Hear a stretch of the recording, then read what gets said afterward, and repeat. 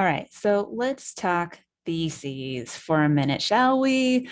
I know they seem to really intimidate students and maybe even strike fear into their hearts, but in all honesty, knowing how to write a good thesis is a game changer for college papers and beyond. And they're not as tricky as you might think. So, what is a thesis? A thesis provides direction for both you and your reader. Why are we here? What are you trying to persuade your reader to believe, do, or feel? Or in the case of an informative paper, what will you be teaching your reader? If the paper is a journey, the thesis is like your roadmap. And there's no better snack for road trips than Reese's Pieces. And hey, that's actually not a bad thesis. And it's also a decent segue. So, what makes a good thesis anyway? It's narrow. Your thesis should be as narrow as the skinny side of this delicious candy coated morsel.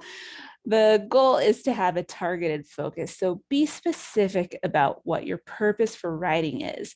Narrow might be Reese's Pieces are an ideal snack for study breaks because they provide a burst of energy and increase feelings of happiness. It would be too specific if we said Reese's Pieces are an ideal snack for 5-minute breaks between studying sets of flashcards for the Chemistry 101 final. That's a little bit too specific. Your thesis should be debatable or demonstrable.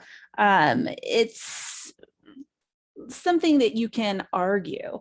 And we could easily argue about which of these candies is best, whether you prefer Reese's Pieces, M&Ms, or Skittles.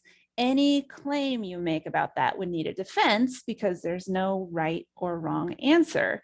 You have to use your power of persuasion to get the reader to agree with or at least respect your argument. A good thesis is bold.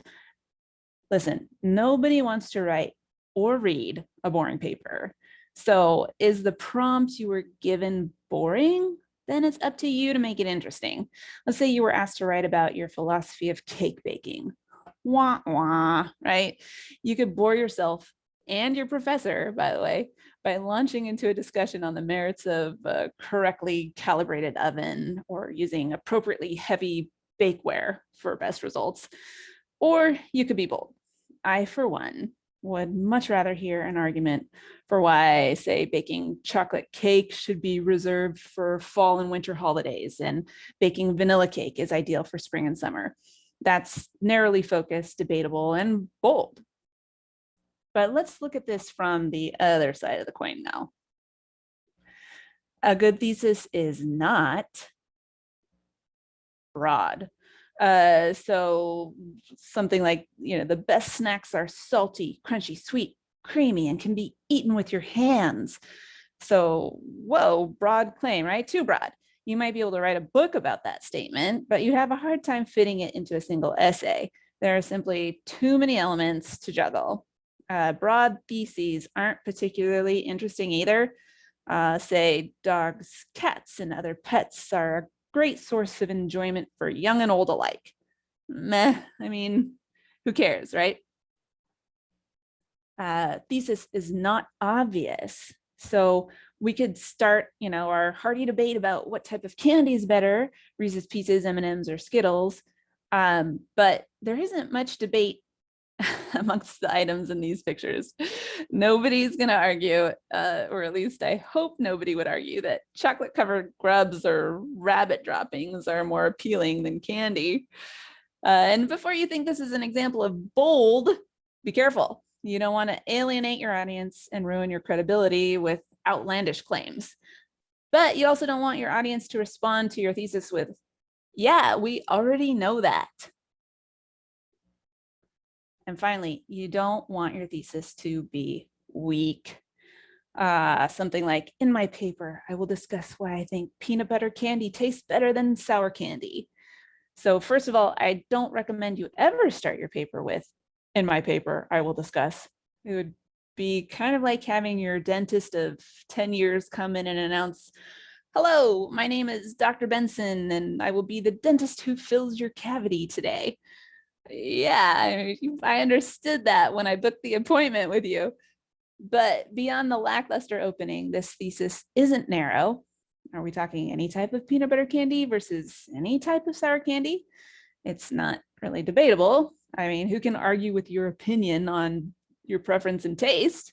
And it's not really that bold. Why should the reader be interested in your personal preference for peanut butter candy? So, also, your thesis shouldn't be in the form of a question either. Although that is a good idea to ask yourself questions in order to drill down to a strong thesis statement. Why do dogs make better pets than cats? Well, they're more trainable. They greet you like royalty when you come home. They're loyal and affectionate. They aren't a recognized threat to endangered bird populations on a global scale, and they poop outside. See, so I'm already coming up with good material for an argument here. Likewise, your answers might lead you to the start of a great paper.